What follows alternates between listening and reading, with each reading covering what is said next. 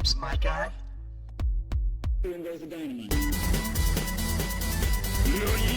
It's only a game. Why did you have to be mad? Hello, and welcome back to Games My Guy podcast, the esports podcast by fans for fans. My name is Patrick Akes Avery Kenny, and joined, as always, is ya boy, the kid, the man, the myth, Ethan Doc Goose Butler. How's it going, man? You know what? It's going okay. Yeah? Things are a little weird. I've been on high alerts for a couple days now, but I think we'll see where things go. Honestly, it's been a slow period. I haven't watched as much Overwatch as I have been recently because I've spent months just binge watching every game I'd seen before anyways. But now I've gone on to more Power Rangers related things just to keep my mind occupied until April when the season starts. But yeah, it's going all right. How are you doing, Patrick? How are you doing? You're looking so fresh today. I gotta say, you're looking good. Thank you so much. I mean, so this shirt, Callie and I, we were doing some online shopping, as people do in this day and age, and I got it from H&M, and I thought, you know what, it's time.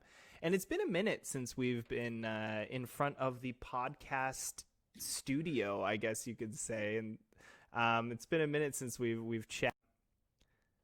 But we're just waiting for the new season of Overwatch to start. But there's a lot of other stuff that's been going on.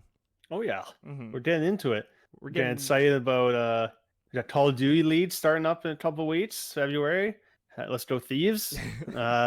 Nate Shot, if you want to be friends with me, that's great too. Yeah. But yeah, the Call of Duty lead. Mhm. I know you're happy about that. I'm very happy about that. But we've been playing a lot of Call of Duty together. We have. Yeah. That has I'm getting been better. Yeah. Well, I said this to Ethan before the podcast started, but I forgot how fun Call of Duty really is. Like, it actually is. Mm-hmm. It's really addicting. It's like your classic arcade shooter. So every kill you get like 20 achievements and like all sorts of points flying across the board. It's so good. Yeah, it's exciting. It's fun to play. I've been enjoying. Yeah, like you mentioned the achievements. Like if you kill, I don't know, whoever it is, like the Teen Slayer is one of them, pops up sometimes. And so if you shoot the guy in the head, it's like, oh, Teen Slayer, headshot, street ender, killer. And I'm just like, yes, I am. Yeah. I did it. I'm a killer. I'm winning.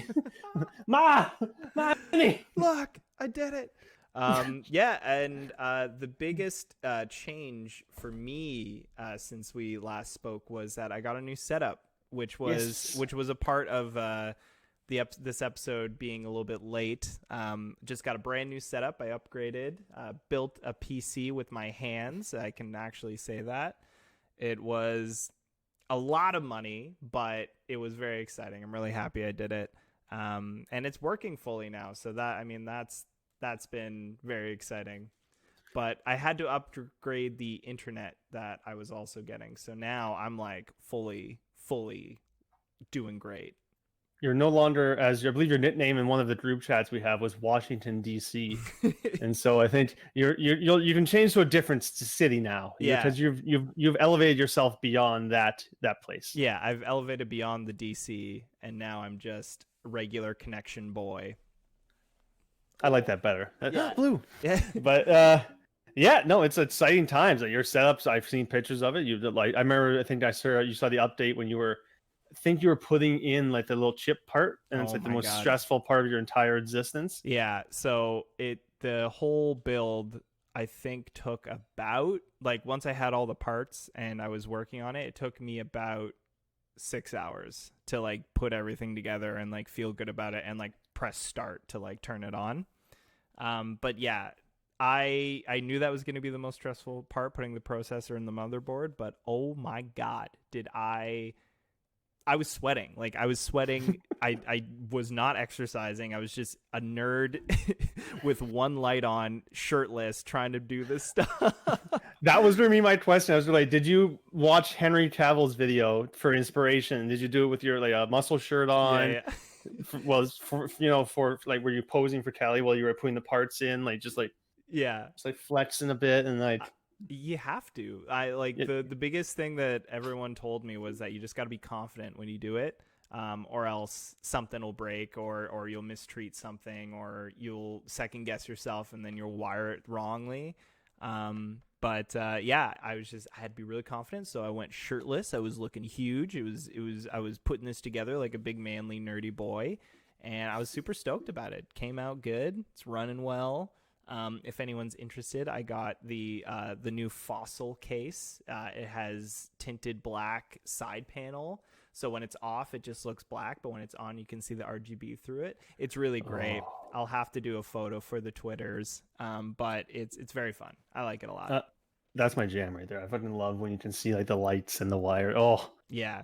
oh, it's so pretty. Yeah. Oh, I mean, I could talk about my setup for a whole episode, but I went very limited on the RGB, so just the RAM and the motherboard have RGB in it. Everything else is just black, so it's cool when it starts up because you just see like a few lights turn on. It's like, ooh, you're like, spicy. Oh, it's time. I also will. There's a big myth about lower grade PCs and lower grade internet making people worse, like in game. And a lot of people ask, like, does a great PC and a great internet connection make you a better player? And I can full-heartedly say, yes. Yes, it does. It certainly does. 60 frames versus 120 frames, there is a huge difference. That's a bit of a leap, I would say. Yeah. Well, like in Overwatch, I was sitting at probably around like 50 to 60 frames. But nowadays, like it's like 120. It's like it's maxed out my like refresh rate for my monitor. So it's good. It's really, really good. But this is one of the biggest reasons why Call of Duty went over to being run on PC for the Call of Duty League, was simply because the game could process a lot quicker. You can get more frames on it. It's just more competitive. Mm-hmm. Yeah, and they still do play with controller, but that's so like before people start freaking out and thinking about, oh no, it's all mouse and keyboard. That's not true. The history of Call of Duty. You're right. So they're not doing that.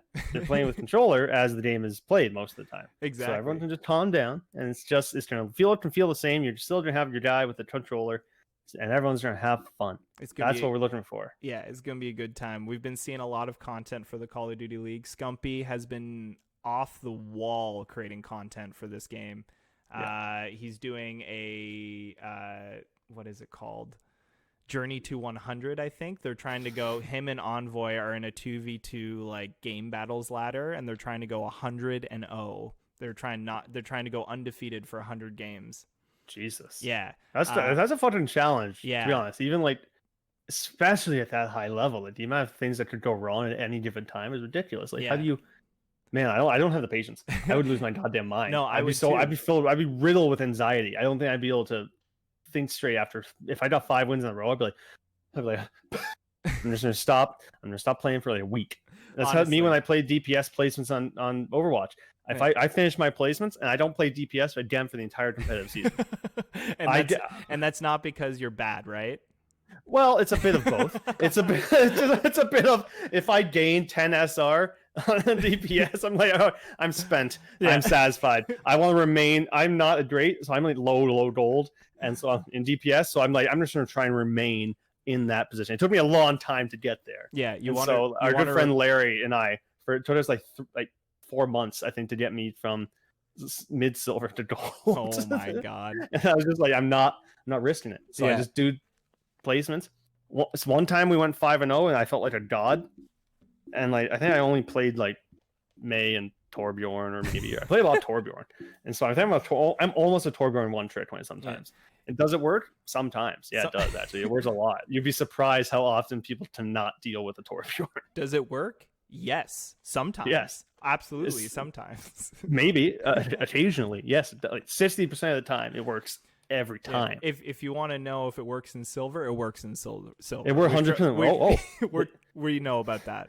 They can't handle me in silver. Trust you. I tell you right now. Throw my Torby ass down into that rank. Woo! I'm getting at least 30-40 kills. That my molten core. Oh, you can't even. What are you doing? I'm not using that for space control. I'm running at you, like overloaded, and spraying it in your face. I don't care if there's a diva. You're damn covered in goo. That's it. And that's the mentality that gets you into gold for DPS. Low gold. Yeah. Let's not be hasty here. I don't want to say my strategies will work. In the Overwatch League. Yeah. I've not seen them try it, so it may. like if Prophet wants to come to me for tips, maybe on Torbjorn or Carpe. I know he's all right at Torbjorn, I guess. So Yeah. it's not like he does 1,000th kill on Torbjorn. It's whatever. It's whatever. It's whatever. But every master sometimes needs to learn a thing or two. And here at Games My Guy, we're just here dishing. We're dishing great ideas. We're dishing strats. We're here for you guys. We're handing out tips, tricks, thoughts, comments, other concerns. stuff. It's all here, and it's all at gamesmyguy.com. We don't have a .com. But if we did, you can imagine if we did, yeah, you'd find some tips, some tricks, some, you said thoughts, some possibly seductive photos. Yeah, mostly just us in like calendar form, but like as Overwatch characters. Yeah, I mean, there's an idea. This is all stuff we should talk about before. Yeah, we shouldn't talk about this on the chat here. This is good business plans here. Hey, if anyone's listening, don't take our ideas. Yeah, we redact. Setsy Gamer Boy calendar is ours. We redact everything. Just like you're like a jury of peers. We're asking you not to listen to that part. And I know we like to moisten your ears with our delicious chats. Oh no! You wouldn't believe how many people. I loved how many people told us how much they love moisten. Like my good friend, he's an amazing writer over the Game House, Brock. Go check him out, Esports Brock on Twitter. He posted on Twitter. He's just like, thanks Games My Guy for putting the term moist conversations into my head. Oh god! And I was like so proud because I honestly I had forgotten we had said that. I have to sit here and think, is this my legacy? Is this what I'm leaving behind? Moistened? Oh god. What was our contribution? If we're ever interviewed, say it like a convention, what do you think your biggest contribution was to esports? And just lean forward, lick my lips. Moist conversations. We're here for moist. Okay, that's it. Hashtag moisten your ears. Get that hashtag trending. Moisten the ears. We started off so good. Like, we started off, we're talking about like parts. Oh yeah, how great your new setup is. We had like a full shtick. We're all excited for Call of Duty. It's a great game. And yet, as always, we either devolve into Dragon Ball Z, which is coming. We'll have a Dragon Ball Z. It just comes organically. I said come. I was just like moist. Okay, I'm sorry. This is horrifying. This is not professional. I've debased myself for entertainment. Yeah, no, we've went off the rails. We're bringing it back. Yeah, I know that we're known for our very tight episodes. So I mean, I'm sorry that we're disappointing, but we're gonna get back right on track right now. We're very analytical people. Yeah, and I think we should talk some smack. I think we're due for a little bit of smack talk. So the LCS started, and it's been really, really exciting. Ethan has been watching a bunch of the games. This is my first year really watching, so yeah. Of course, I've already gotten some jerseys. Yeah, as seen in the YouTube video, he is wearing his Fly Quest jersey. Not bad. But it's very comfy. Yeah. Well, that's Sorry, good. I'm getting off track again. Please continue. No, that's good to hear. I'm glad it's comfy. But we got to talk some smack because not only did our teams play each other, but my team won. Dignitas versus FlyQuest. It was an alright game. It's interesting to see just how well the LCS is actually handling the online tournament stuff. Just because like I went on the LCS website today. It was the first time I'd just to see the schedule and the roster and stuff, and it is quite good. I don't know if they have an app or anything for their phone, just to watch the VODs and stuff, but it is very, very good. It's very clean, very streamlined. Everything makes sense. Everything's dated. It's just really clean looking. But definitely go over to LCS and give that a look, because if you're into fantasy esports, or if you just want to know what the schedule is going to look like for the upcoming, I think they have the schedule up for the next 2 weeks. So yeah, it was the last time I checked. Yeah, because I'm so used to just using the Overwatch League app whenever I want to find games that I had to actually figure out how the schedule's laid out. And since I paid attention to the summer split a bit last year, because I was just starting to get into it, but I didn't really play the game, so I didn't really understand what's going on. But now that I've had some more time, I played the game, I've researched it a bit more. I'm still learning. I don't fully understand everything yet, but I'm getting better. Yeah. And so now I feel more prepared to really engage with the esport. And so yeah, finally going online, and man, it's so like I'm looking at it right now, lolesports.com. You can filter out. You can either have every single game that's going on between like LCK, LCS, LEC, etc., or you can filter it just down to one, and it's super clean and super easy to read. It delivers everything in your local time zone, Yeah, and that's which the is other awesome. thing. That's the other So thing. Yeah, I didn't want to call out the Overwatch League app, but especially on the phone, it needs a little work, I think. it can be a bit buggy. Yeah, but just seeing this, like with the time zone stuff, that's crazy. And if you click on any of the games, the VOD just pops up immediately. So it's pretty cool. Oh yeah, it's pretty cool, pretty clean. pretty sweet. Yeah, so I mean, it's a good sign for the future. It's going to be interesting to see how the LCS handles this new year, going completely over the internet as well. So it'll be interesting to see. Interesting to see what happens. I'm excited to watch because the teams I've cheered for, I've selected are it'll be Golden Guardians, which I looked from you and I know what you're thinking, but it's because I liked how they pulled from the collegiate scene. I liked how they're exploring that new avenue, and that I really want these players to do well because that's like one. This is a big jump, and that's awesome to see them get the opportunity. And so I don't know, I like that style of scouting, and so I like an underdog, and so I like the Golden Guardians. 100 Thieves, just because I don't know, I just really done really into 100 Thieves recently, and like I really think they're funny, they're goofy, their merch is actually pretty cool, and I respect like how the story of how like the company came into being, and that's really fascinating. And so they had a fucking awesome win. I feel I was going into that game because again I still don't know much about different teams and how people view them. So I just assumed people were thinking TSM was just going to roll. It was the opposite of that. Like 100 Thieves that was a stomping. Like it wasn't close. At least to my newbie eyes, it wasn't close. Yeah, well, yeah, it wasn't close. Honestly, like the early game phase was kind of even, but like that's just LCS players playing against LCS players.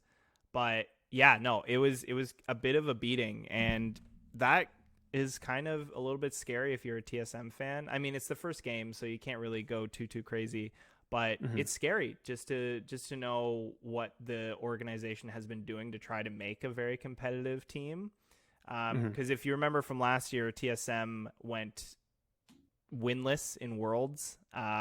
They made a big run in the LCS to just make it to Worlds. Like they were not favored to go to Worlds. They weren't a favored team going into the end of the year last year. So this year, it's definitely going to be interesting for them. They have a lot of growing pains to go through. Bjergsen going on to the head coach position. I was hoping they'd get a win simply for that reason, because I know Bjerg going into this new position, he's going to get a lot of flack. He's going to be really under a microscope. And a bad loss is not the way you want to start the year, 100%. No, like I guess on the flip side though, it's pretty good year for 100 Thieves to start the season. Oh yeah, because like I think people thought they were good because I didn't know this, but they did have like a core of players I believe from Golden Guardians from last year who actually were pretty solid last year. So they got a solid core plus Someday, right? Is one of their bigger guys. Yeah, Someday. And like that team, he's been around for a while. He played in China. He also played in Korea, so he's been around a lot. Another very similar player, but on TSM, is Sword Art. Sword Art has been playing forever. Didn't he just win Worlds? Yes, he did. I thought so. I can't remember the team. I watched. I tried to watch as much as I could, but there was also sometimes I stay up pretty late, to be clear. The games kind of just meld together sometimes. I don't remember what I watched. I just know I watched something. But yeah, so that's pretty big thing to be coming off. So they've got some pieces. They'll probably be all right. Again, like you said, it's just the first game. Don't get too concerned about this. I believe I don't understand fully the significance of this stat, but isn't TSM not won like a group stage game in like 3 years? So like they're 0-7 for this type of stuff. Yeah. So yeah, it's best to just for a legacy organization such as TSM, it's kind of crazy just how big of a slump they've been in for a while.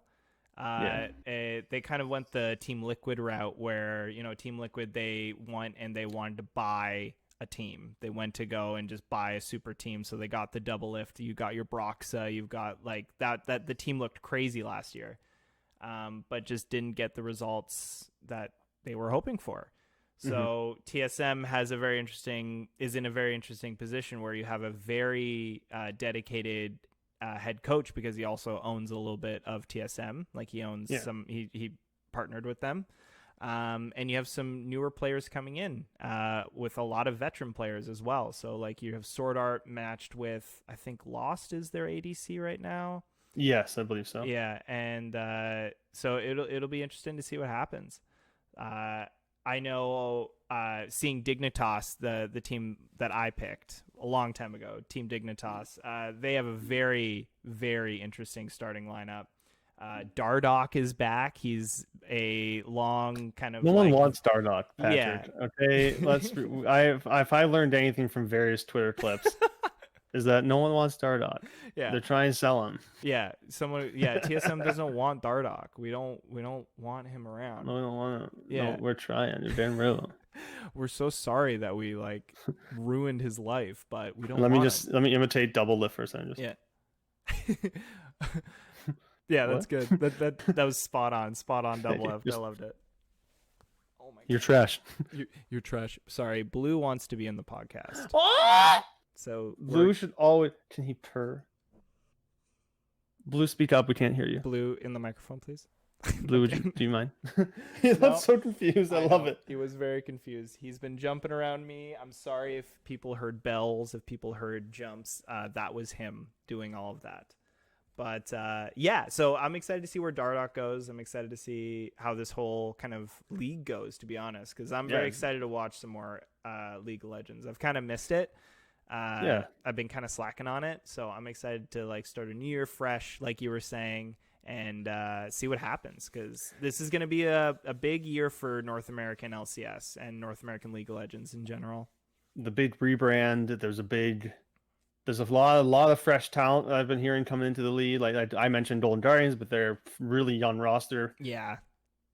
And that type of stuff is exciting to see in any league. You want to see new talent. You want to see, especially if the league's been stagnating, as I've heard the LCS kind of has been. Mm-hmm. So it's nice to see maybe some new people, some fresh blood to maybe get some life back into this region. Let's stop the NA memes.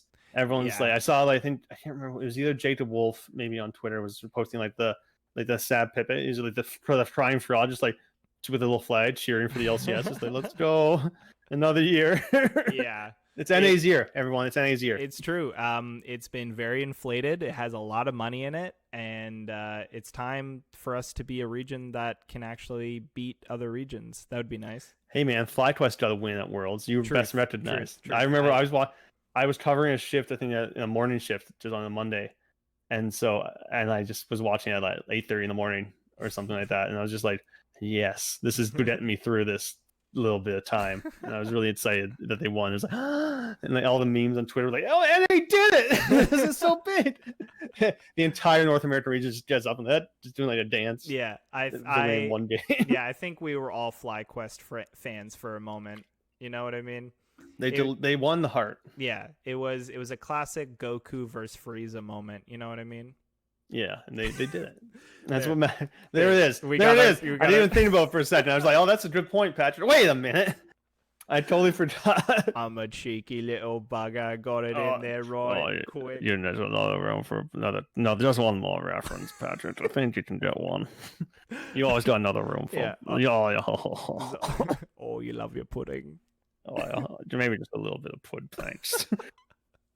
I was watching that clip again. Oh, Auntie Donna, another. I have no room for pud. Another fantastic thing everyone needs to watch.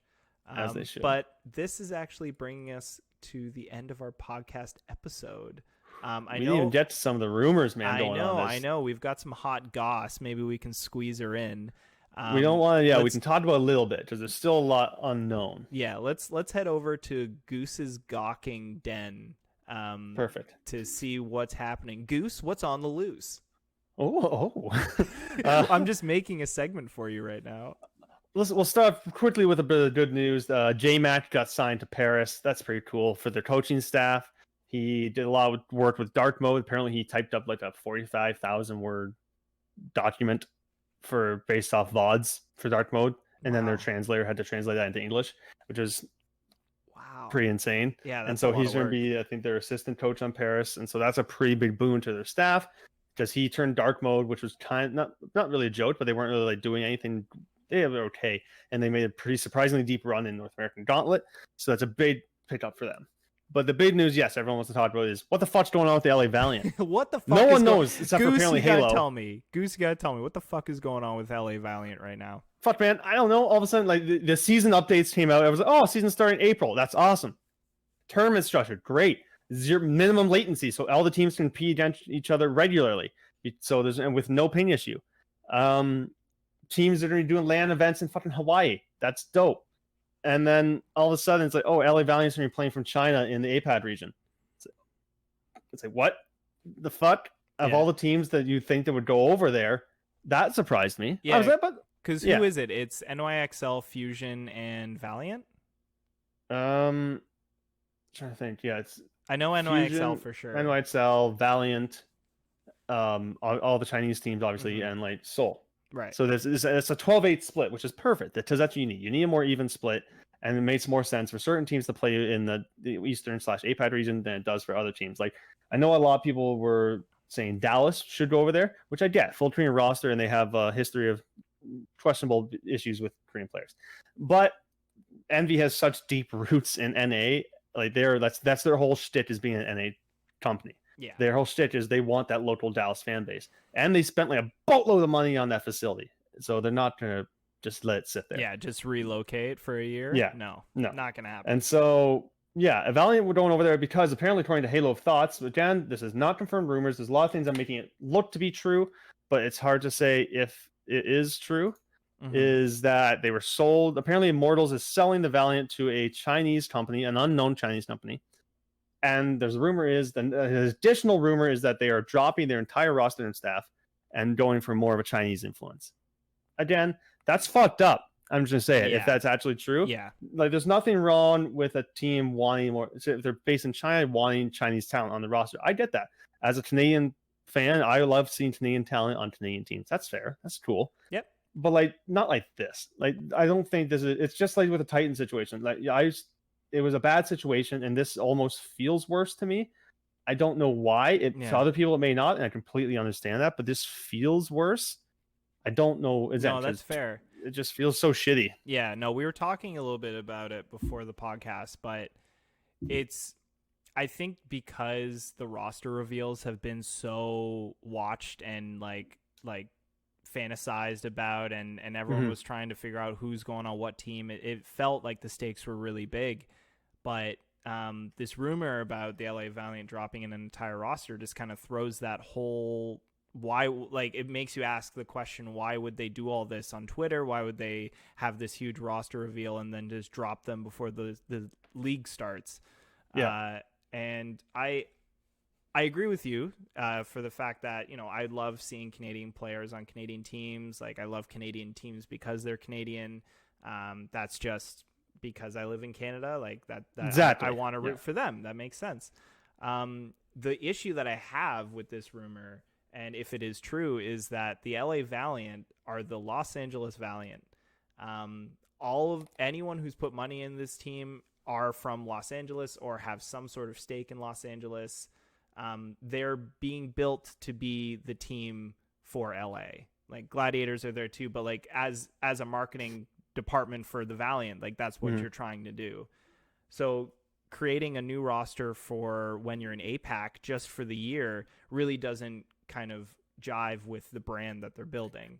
They would have to do like a full rebrand, I think, and after that. But like, is it too soon to do it? Because they only have a couple months to really do that, establish new logos, colors, city. That's a lot of work to do in just a couple months. It would be such a rush job that it would probably end up being not that well received. And also fans are already pissed because there's a lot of fan favorite names on this team. Exactly. Especially like players like Agilities, who's super popular in China to begin with. And like, again, I do understand wanting Chinese talent on your team. I have no issue with that. Like that's fine.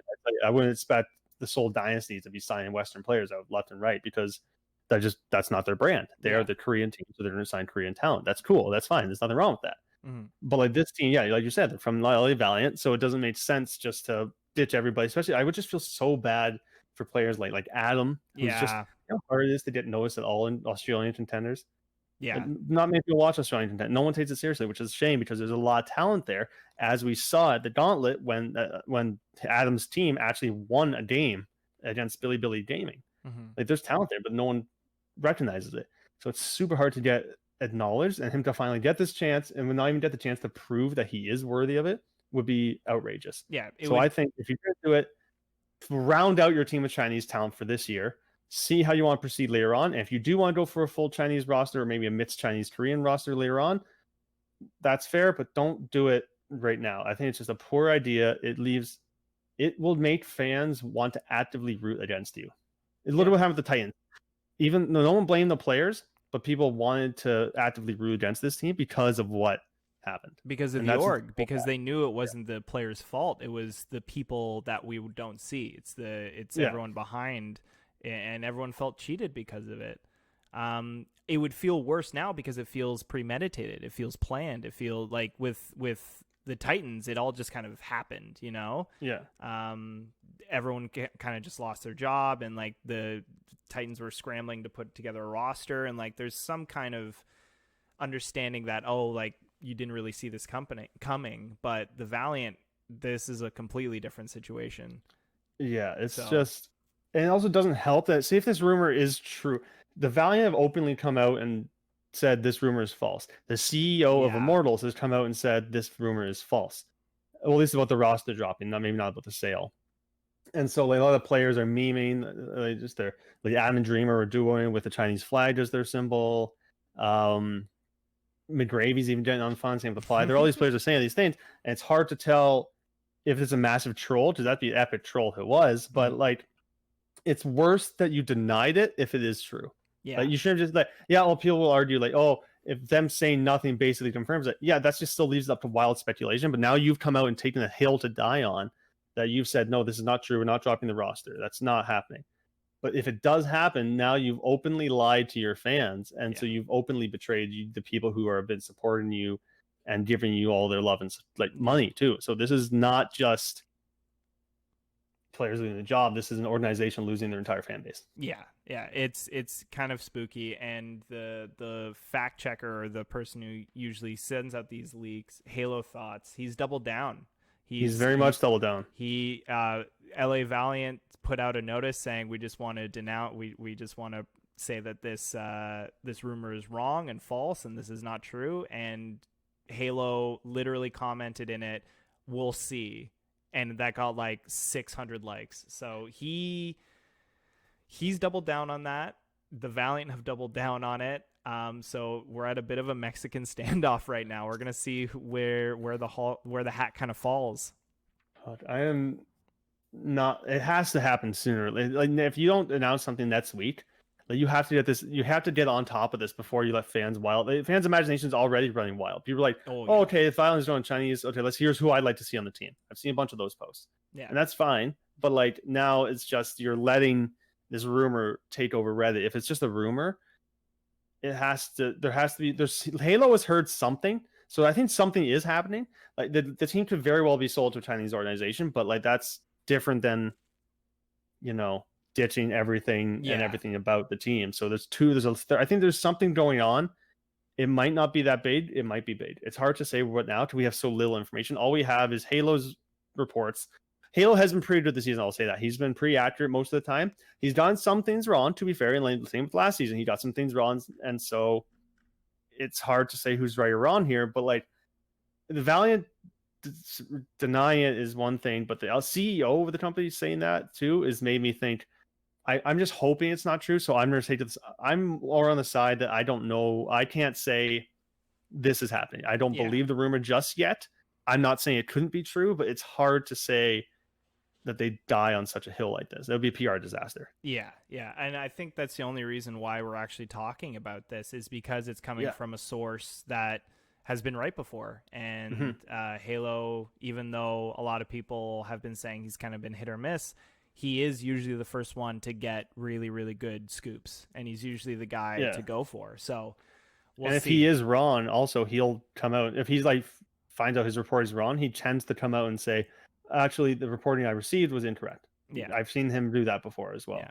But he's kind of painting himself into a corner with this one. If it comes back in his face, I don't know if people are going to be so ready to accept his apology.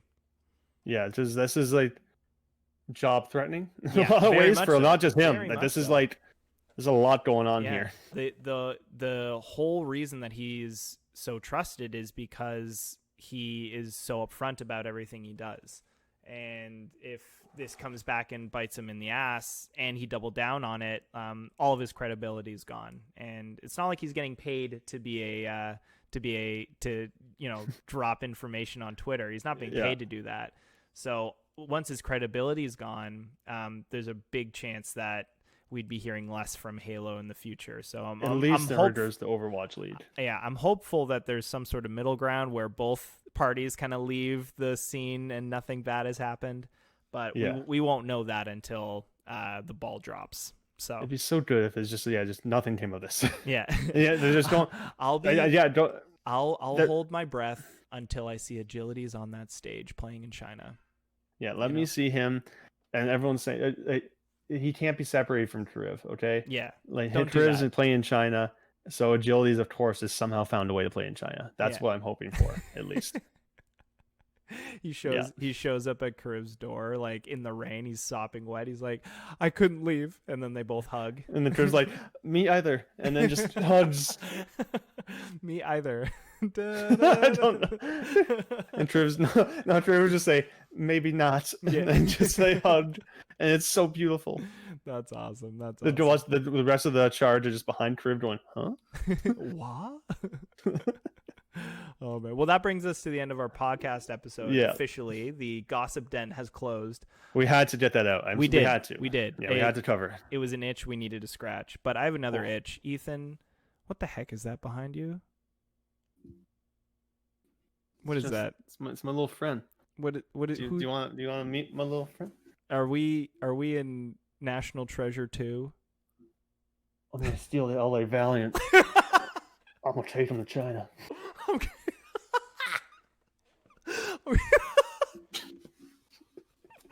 Okay.